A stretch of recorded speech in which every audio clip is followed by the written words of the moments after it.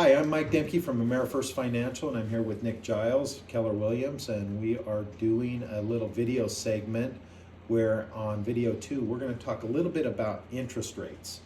And so Nick is always calling me, hey, what are rates doing? Yeah, they're always changing. They're never the same. They're always changing. And the biggest question that I get, and it's interesting, and Nick does it, all realtors do it. Hey, what's the rate today? Yeah.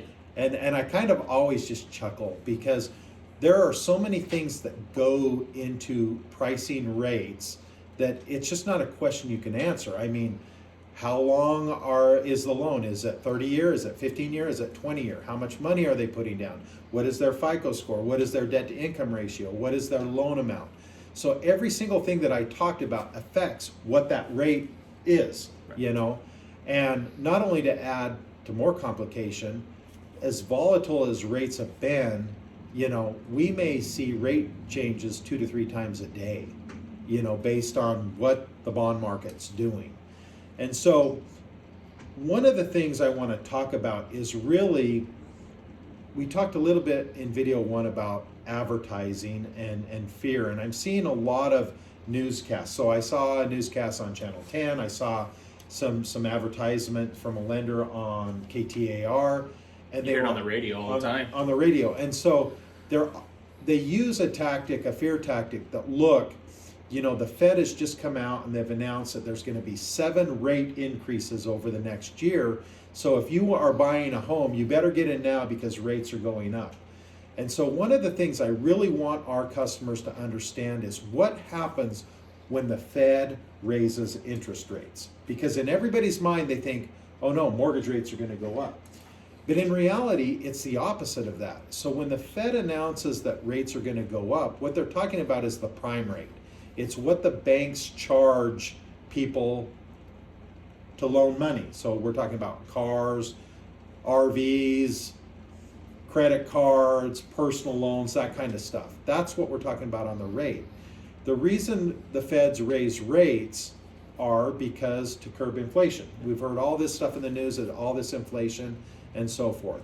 And so when the Fed raises rates and it helps inflation, what normally happens is that helps the bond market. And so mortgage rates are tied to the bond market, and the bond market doesn't like inflation.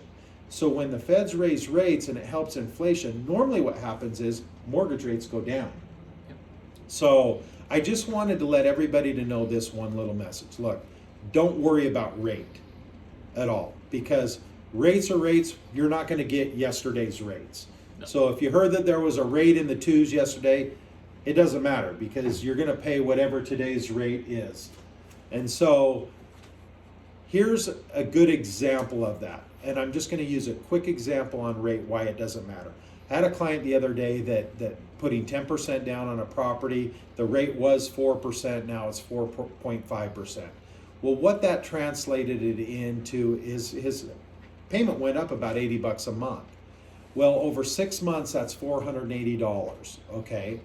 But what our plan is once he's made 6 payments on this loan, we're going to refinance him not only into a better rate, but because homes have been going up in value at a rate of about 20% per year, he's going to be able to remove his mortgage insurance as well, and we're going to be able to drop his payment by about a couple $100 a month just by waiting 6 months. We're getting him into a house, we're getting this appreciation coming in.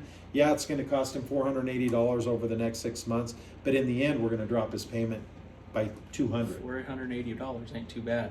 No. To drop it a couple $100 a month. Not to get into to now. So Yeah. Stay tuned. Video 3, we're going to talk a little bit about inventory and what the inventory problems that are occurring right now in our market.